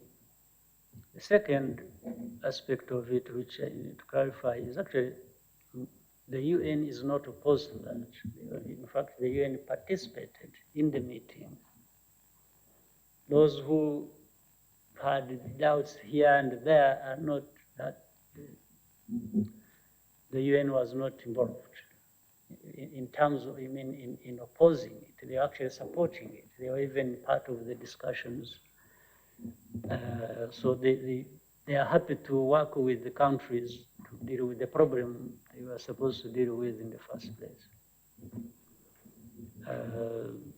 So I think discussions will continue and the problems will find a way forward. The question from TV1. Murakoze, nyakubahwa Perezida wa Repubulika, nitwa Fulgence Kizuwera, nkorera TV1. Turabashimira cyane kubera ukuntu mwita ku itangazamakuru by'umwihariko umwanya mwaduhaye tukabasha gutanga ibitekerezo nk'abanyamakuru twe ubwacu cyangwa tugafasha n'abaturage gutanga ibitekerezo bisanzuye biciye mu bitangazamakuru dukorera kandi ibisubizo bikabasha kuboneka kenshi biciye muri izo nzira. Turabibashimiye. Dufite ikibazo rero nk'itangazamakuru ryigenga kugeza ubu ngubu hari ingero z'ibitangazamakuru byinshi bigenda bikinga. Ariko hari ibitigenga. Habaho ibitigenga. Is that biba hano gusa cyangwa n'ahandi nuko habaho ibyigenga n'ibitigenga everywhere ku isi niko bimeze? Nyakubahwa Perezida wa Repubulika hari itangazamakuru rya leta. They tell us stories ko byose byigenga. Okay. Ikibazo dufite hari ibitangazamakuru byinshi bigenda bifunga imiryango, hari noneho n'ibihari byitwa ko bihari ariko bigaragara ko nta kintu urebye bikora nabyo ejo bishobora gufunga imiryango, yewe n'ibifite imbaraga nabyo ntabwo byizeye ko ejo bundi bizaba bigikora. Ntabwo ari ikibazo cya politiki nyakubahwa Perezida wa Repubulika kuko icyo cyo mwaragikemuye, ahubwo ni ikibazo cy'ubukungu. Turarwanira ku isoko ritoya, noneho iryo soko tukarihanganiraho n'ibitangazamakuru bya leta nubwo isoko se kuki rigomba kuba iry'u Rwanda gusa? Mwagure mujye no mu bindi bihugu, isoko rizaba ribaye rinini. Mwe ntimujya mu integration? Yego, birashoboka nyakubahwa Perezida wa Repubulika, ariko mu Rwanda kenshi niho twibanda kuko itangazamakuru rirakiyubaka bigendeye no ku mateka yaryo. Ariko ahenshi iyo tuhageze kubera ko tuba duhanganye n'itangazamakuru rifite inkunga ya leta cyangwa rigendera kuri bije ya leta, usanga kenshi nko muri leta aho tugiye gukomanga bahageze baravuga bati ntabwo ni RBA birumvikana. RBA niho haba na The New Times. Navuga nabyo byose bimwe, uravuga ko ari ibya leta. Ni nkaho ari bimwe nubwo byitwa ko atari byo. Ariko bambwiye ko bagiye gukinga nabo ko bafite ikibazo, nabo ko bameze nkawe. Haba hari RBA, haba hari The New Times, bajya bita ko ari mouthpiece ya government. Ejo bundi numvaga abantu bambwira ngo bagiye gufunga. So ibyo bavana muri leta byo bibi. nyakubahwa perezida wa repubulika bashobora gufunga ariko wenda bo babona make noneho abigenga bo nta na make babona bivuze iki gisubizo ni mwe babonye se bamaze iki ko bafunzwe Ni mwe- banza muzafungira umunsi umwe birashoboka twebwe mufite ibisubizo byinshi ariko twebwe nk'ubwacu ko dutekereza okay reka tugere ku ngingo yego twafashe icyo twifuza ko mwadufasha iri tangazamakuru cyangwa ibitangazamakuru bya RBA bivuye kuri pressure bikoreraho nk'ibidafite budget ya leta bigakora bikagira percentage wenda biri bugarukireho bashaka amasoko mu buryo bukomeye cyane nk'ubwo natwe turwaniramo kandi bo bafite n'indi bo bavemo rero bagabanye nibura kugira ngo iyo formulation iragoye okay why don't you mwazicaye okay ngira ngo icyo the best thing muzicare abigenga n'abatigenga mugire ikiganiro muvuge ngo okay let's be fair to each other mwarese tugakora dutya mubyumvikaneho right hanyuma nimara kubyumvikana mu bitugezeho turebe niba hari icyo twafasha kitazakuvanaho kuba independent n'uriya niba adashaka kuba independent nabyo ntazabiveho ariko ubwo tugashaka igisubizo cyabyo sibyo byaba byiza yego murakoze nawe ugize byangora ariko mwicaye ubwanyu mukavuga uti no reka tugabane sibyo yego murakoze cyane nyakubahwa perezida wa repubulika alright sindaho twari turangije ariko hari uri hariya murakoze cyane nyakubahwa perezida wa repubulika nitwa Oswald Mutuyeyezu murakoze cyane nyakubahwa perezida wa repubulika nitwa Oswald Mutuyeyezu nkorera radio TV 10 ukorera radio TV 10 radio TV 10 inkuru y'icyumweru mu by'ukuri nari ngiye kubabara kuba tuvuye hano itavuzwe ni kuri ya guverinoma mwahinduyemo ukuntu gutyo nyine ibyo ngiye kuvuga hari minisiteri iriya y'umutekano mu gihugu yari mwayikuyemo muri 2016 none ikaba yagarutse mwarayigaruye none iyobowe noneho n'umuntu ukomeye wari umugaba mukuru w'ingabo kandi mbere ubundi twatumenye ko iyoborwa n'umusivili usibye ko nta formule ihari twabibonaga dutyo gusa tukaba twibaza ni iki cyari cyatumye ivaho ni iki gitumye igaruka ariko cyane cyane ni iki gitumye igaruka ikindi ni umunyamabanga wa leta muri minisiteri y'ibikorwa remezo uriya mwanya kera habaga hariho na babiri murabagabanya none n'uwari usigaye nawe twabonye nta wundi mwashyizemo minefra Minister of State twabonye mutarashyizeho undi naho dufite amatsiko kuri iyi nkuru navuga y'icyumweru yavuzwe mu Rwanda murakoze cyane ikindi twifuza ko mwavugaho ni imisoro ku mitungo itimukanwa iriya nteko ishinga amategeko yacyuye igihe kuko yo iraseswa yasize umusaraba ntekereza ko n'abadepite bari barimo bazawuheka aho imisoro hari inzu izaba ifite agaciro ka miliyoni 80 iyo ni sample ikajya yishyura umusoro w'ibihumbi 800 ku mwaka iyo situation izabaho niba iri tegeko ridahindutse twagira ngo rero mugiye icyo mubivugaho nyakubahwa perezida wa repubulika murakoze usibye ko na Jean Pierre Kagame yabasabye kugira icyo muvuga kuri uyu munsi mukuru nyafurika w'itangazamakuru nta kimwe aravugaho murakoze cyane ni bande ba RBA bavuze mutigenga ba Yolande mujye kubasengerera kandi baza nicyo narinzize ariko nabisobanuye navuze ko ni byiza ko at least by coincidence nagiranye uyu munsi twahuye naganiriye namwe ntari mbiherutse ni byiza ku by'umusoro ibintu by'umusoro ntaho bitaba ikibazo ariko kandi nta hantu batishyura umusoro nabyo byose ni uko. Ariko sinumva umuntu wubatse inzu ya miliyoni 80 aba afite ahavana, kuki yagira ikibazo cyo kwishyura ibihumbi 800 ku mwaka?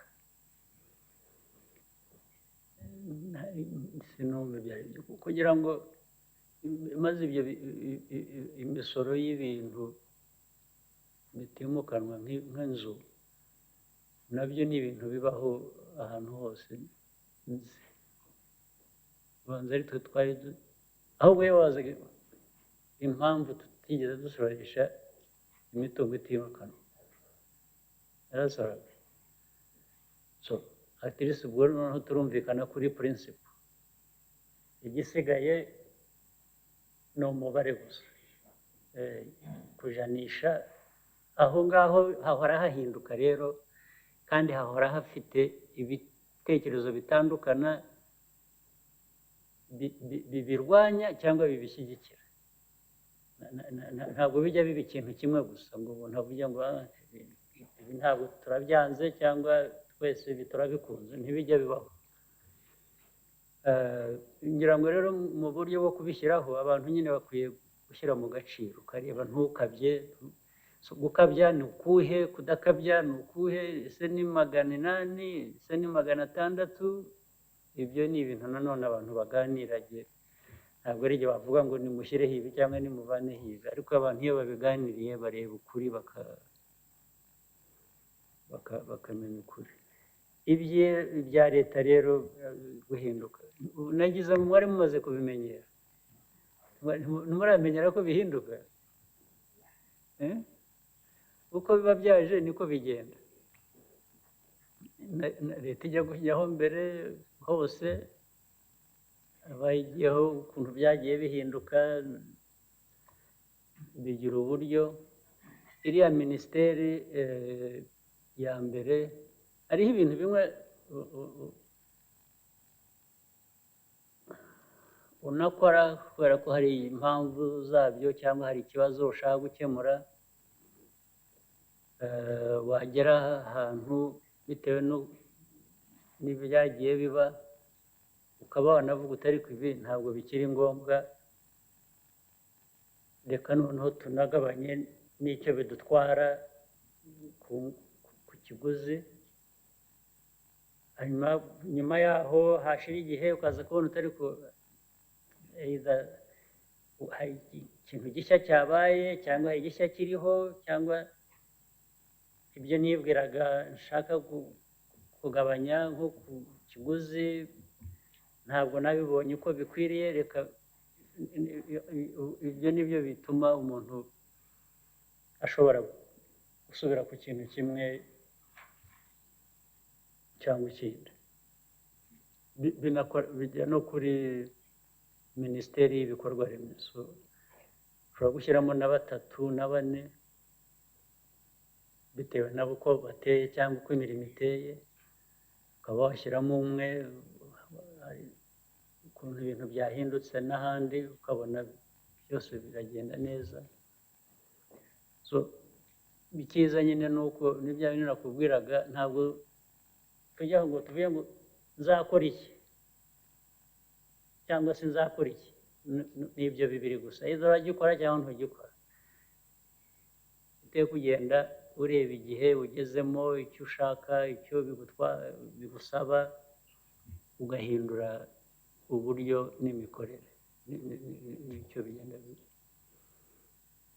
N'ubu ngubu tuvuge nk'ibi by'umutekano mu gihugu cyangwa iki, bishobora kuba bitewe n'ibyo ubona mu karere hose n'iki, ariko bitugiraho ingaruka. Ushobora kuvuga uti wakora reinforcement byafasha, niho bigenda bituruka. Yes. Murakoze. Nitwa Mahoro Claudine, nkorera Radio TV 10 uyu munsi abanyeshuri bo muri Kaminuza y'u Rwanda bahawe impamyabushobozi n'impamyabumenyi twifuzaga ko niba hari ubutumwa mwagenera urwo rubyiruko rurangije amashuri ya kaminuza kuri uyu munsi mwabutanga. barabe barize neza gusa, hanyuma kuba barangije turabishimiye, ni inyungu ku gihugu no kuri bo. Baje mu isoko ry'imirimo, abanyarwanda dukeneye ibintu byinshi bigomba gukorwa, bishaka ababyize, ababifitiye ubumenyi n'ubushobozi, ubwo ni abandi biyongereye ku bushobozi bwari buhari, so turabyishimiye. Icya gatatu, warangije ishuri ukwiye kubyishimira, natwe abandi mu gihugu twakiriye turabyishimira, ariko ntihakagire uwibeshya ngo yibwire ko ibintu byoroshye gutyo gusa uza ukinjira ahantu ibintu byose bikagenda neza. Ugomba kuza witeguye guhangana n'ibibazo. Hanze hari ibibazo twese bitureba duhangana nabyo, ntawe ukwiriye kuza ngo yagera hariya akavuga ngo ariko kuki mutambwiye ko hari ibibazo aha ngaha, turabifatamo dute? Bazahura n'ibibazo, ariko kubera inyigisho babonye, kubera ubushobozi babonye, mbese bikwiye kuba byarabateguriye guhangana n'ibyo bibazo. Buri munyarwanda wese, ari uwarangije kera, ari utararangiza, ari abandi bose bahura nabyo. Naho icyangombwa ni ukubishimira ko ubu ni umubare wiyongereye, ni ubushobozi bwiyongereye, nk'uko igihugu kigenda gikura gikenera amaboko menshi. Thank you very much. Ari umuntu wa TV nawe ushaka kubaza, nagira ngo ibyo ni ugufotora gusa. Go ahead please. Murakoze cyane nyakubahwa Perezida wa Repubulika. Nitwa Richard Kwizera, nkorera Kigali Today. Muri iyi minsi hari ikibazo cy'inda ziterwa abana bato, abangavu. Hari debate. Ntabwo ari muri iyi minsi gusa, birasanzwe, mbizi kuva kera, kandi imico mibi ni ibintu bibi, ariko komeza. Hari debate cyane cyane activists bifuza yuko abangavu bajya bagira uburenganzira kuri contraceptives, bakwitabira gahunda zo kuboneza urubyaro. Ni debate, barasaba ko itegeko ryahinduka. Nyakubahwa Perezida wa Repubulika, we iyo debate uyumva ute? Debate ubundi itegeko rihinduka ni rimeze rite? Yuko hari urugero rw'imyaka bataha contraceptives. Bamwe barasaba yuko wenda byibuze nko ku myaka 15 batangira kubaha contraceptives, umwana yajya agira mu gihe yananiwe kwifata, bikaba ngombwa ko akora imibonano mpuzabitsina. Bishobora kuba ari ukubatoza kutamenya kwifata. Reka nkwereke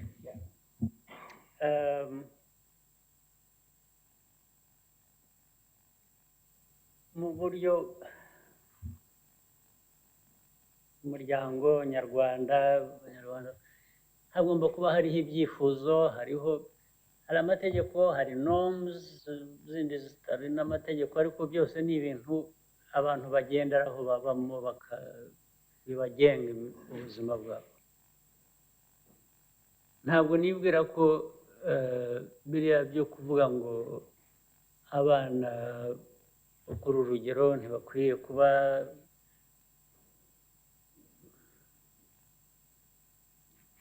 kugira ngo babe baterwa inda, ni ikibazo kidakwiriye kuba, ariko bikarenga bikaba, kuko turi ku isi ni abantu, ntabwo ibintu byose bigenda uko ubyifuza.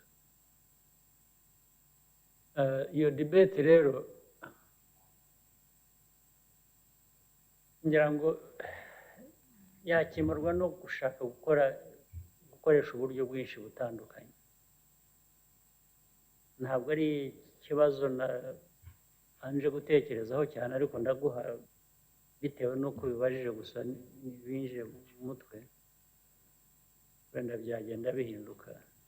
Icya mbere, twakomeza ikintu cyo kuvuga ngo umwana utagereje iki gihe ntabwo yari akwiye kuba guterwa inda n'uwo ari we wese ni ukuvuga ngo ubikora aba ari mu cyaha kuko ahenshi ikibazo kinahari hari ubwo bareba umwana wananiwe wo kwifata sinamenye unanirwa kwifata uwo ari we yabaye umukobwa yabaye n'umuhungu bose bananiwe kwifata ntibikabe ibyo uruhande rumwe gusa ejo kuko njya mbyumva abana bagaterwa n'inda bari mu mashuri bakirukana umwana w'umukobwa uwamuteye inda ntawe ushaka kumumenya cyangwa n'uwamumenye ntacyo bimugarukaho ntabwo ari byo icyaha ni icya babiri niba ariko bishaka kukiwahana umwe gusa undi ukamwihorera ariko ntibizanatubuza guhora abantu mu miryango ahantu aho ariho hose kubirwanya ntibivuze ngo uzabica burundu ibyo ntabwo ari cyo bivuze ni ukubirwanya ni ukubimanura to the minimum ariko at the same time bikagira n'ingaruka ku babikoze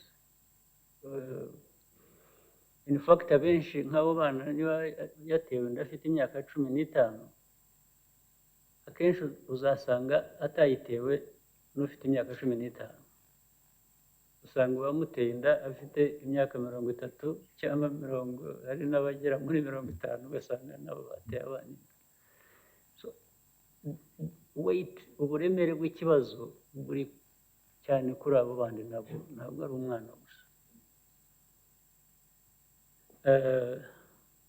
mu buryo buri realistic rero bwo kurwanya ikibazo twabanza tukemera ngo iki ni ikibazo tukabyumvikanaho sinzi ko hari ushobora kuvuga ngo iki ntabwo ari ikibazo none ikibazo giteye gite twagifatira mu tumeze ni ukuvuga ngo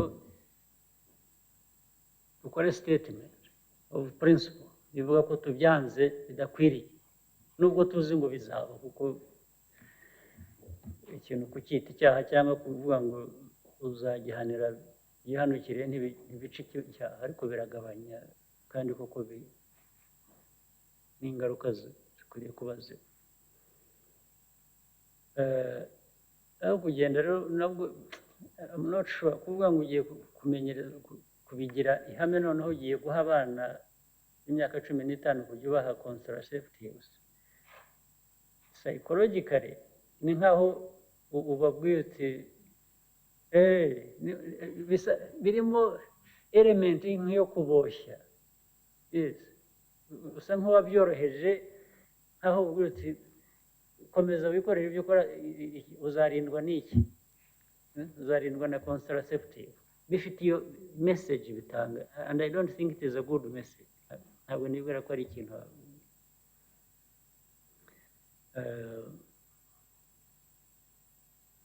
ariko reka abanyarwanda bazabiganire turebe ariko ndumva yavuga ngo dushyigikire kuvuga ngo abana b'imyaka 15 bajye bahabwa contraceptive kubera ko hari uwo bicika akagenda I think it is problematic wowe wabyumva gute ku ruhe ruhande muri debate wowe nyakubahwa perezida wa repubulika uko mbyumva icya mbere ni ukuhangana n'ikibitera abatera inda aho turi kumwe rwose icyo nicyo cya mbere ariko nanone ntitwirengagize byabaye abana barabyara akaba burden ku muryango burden kuri society akava mu ishuri so icyo nacyo ariko se uzahera kuri 15 kuri 14 hari n'uwo ushobora kwita 14 urahera he simbizi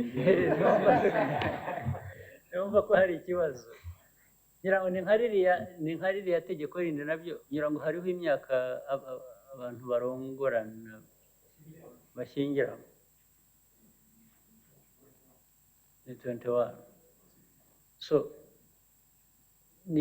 iyo nayo ni debate igomba kuba yari iriho ariko abantu still barakomeje bahitamo 21 agomba kuba hari abavuga batari kukimuta bikomeza 18 ndetse na 17 buri wese ashatse yakubwira ati na 17 byagucitse kuki ariko itegeko iyo ryagiyeho riratuyobora ntabwo bivuze ko ntawe uzica iryo tegeko ariko biba bitanze umurongo society yagenderaho ibisigaye bikaba gucikwa cyangwa nyine ibyo na consequences ariko ugomba kugira aho uhera nahera rero aho bikwiriye kuba bihera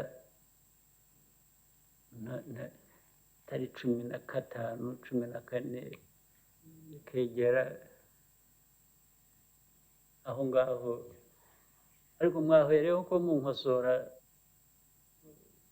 kurongorana navuze cyane bavuze kurongorana ubwo gushyingira cyangwa gushakana ariko byose bifite ikibazo bifite meaning nibyo in fact hari abantu njya numva no ku maradiyo bahinduye ikinyarwanda cyangwa iki ariko ni uko ushaka kuba polite bakashaka kuvuga gutsinda amagambo amwe ntibayavuge kurongorana babihinduye ikindi kintu kandi ntabwo ari byo kurongorana ni ukurongorana ntabwo bivuze biriya watsinze udashaka kuvuga mu ijambo umuhungu n'umukobwa iyo bahuye bishobora kuvamo n'iyo nda nyine babyita kurongora ubu hasigaye hari ikinyarwanda kibyita kurongorana ntabwo ari byo icyo gikorwa ntabwo bacyita kurongorana kurongorana ni ugushakana ni kubaka urugo sibyo no gushakana utabivuze neza nabyo abantu bakumva ko ari ibintu biri temporary umwe yashatse undi muri ako kanya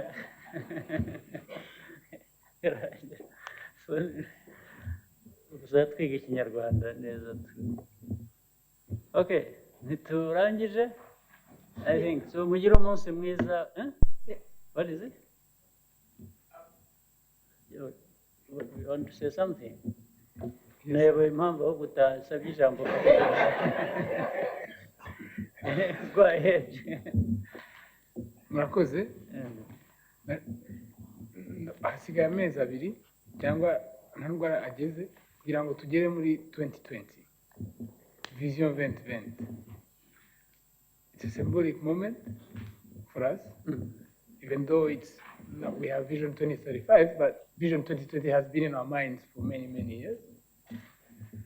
I'd like to get your perspective. First of all, I'd like to ask you, if I had asked you this 20 years ago and said, how do you foresee this?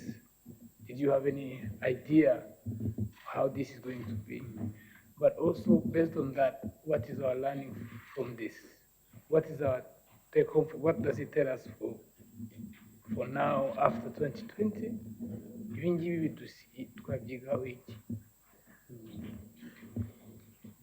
There are probably very few things. I would have given you a definitive answer on if you had asked me 20 years ago. There are very few things.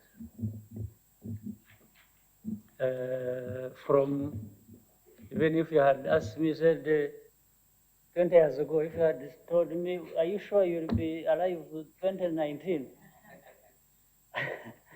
I would have told you, I don't know.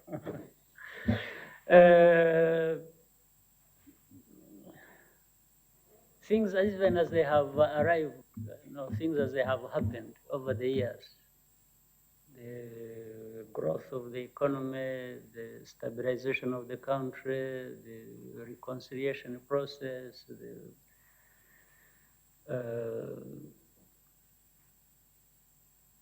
relationships you have had with the countries that have matured into a very good partnership that has led to one thing or another.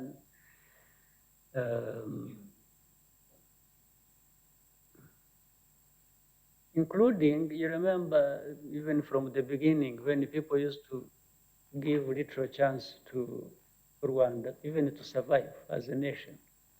Remember that. 20 years ago, no one really seemed to be sure Rwanda would survive. Nabanje kuvuga ibyanjye personally, but even as a nation, people didn't or were not sure whether the nation would survive. But it survived. So all we did at that time, we could just think of, it's like drawing a wish list of saying, I want to be here at this time, I want to know, despite these problems, my vision is to achieve this. And then towards that, you put in everything you have, your thoughts, your actions, to see that you reach there. But really, there were no guarantees, at least even in a very complex situation, there were no guarantees that you would be there. But it didn't have to stop us thinking or wishing to be there. So 2020, we had said by 2020, the economy should have grown like this, and our status as an economy, middle-income country, would be this size. So maybe it is not at that size we wanted, and we are not, maybe it is 85% there. So the good thing about it is, what one can draw from that is, by the time you are hitting that mark and you find you are at 85, you start rolling back things as they happened and thinking, and then say, why didn't I achieve 90? Why didn't I achieve 95? Actually, why didn't I hit 100%? Then say, oh, maybe if I had done this, if I had not done this, if I had, so that prepares you now for another, the same thing you're talking about, another 15, 30 years ahead. Still you have where you want to be 15 years after 2020, or 30 years after 2020, but you must draw lessons from what happened with our Vision 2020 for the 20 years we were here. And another lesson for me personally, I learned, was that some things were seemingly insurmountable. You would even have wished to say, no, we can't be there, let's be realistic. But being ambitious has its own value. It pushes you as hard as it can. If you are there, so much the better. If you are not there still, then you fall for the realistic position and accept it. And say, well, I aimed too high. I didn't reach there, but it was not a bad thing to aim too high. It pushed you actually maybe to go higher than where you would have been otherwise. If we hadn't aimed high and reached the 85 as we have, let's say by 2020, maybe we would have found ourselves at 65. But the other 20 difference has been as a result of having been pushed hard by your ambition. Isn't it? That's the way I would prefer to see it. So let's keep aiming high, let's keep being ambitious, but above all, let's work towards it. Let's really put into this process whatever we have and see how far we go. And involve as many people, directly or indirectly, as you can. Because at the end of the day, you need everybody to reach the target, or you want everybody to benefit. Right? Okay. So thank you very much, everyone. Thank you, sir.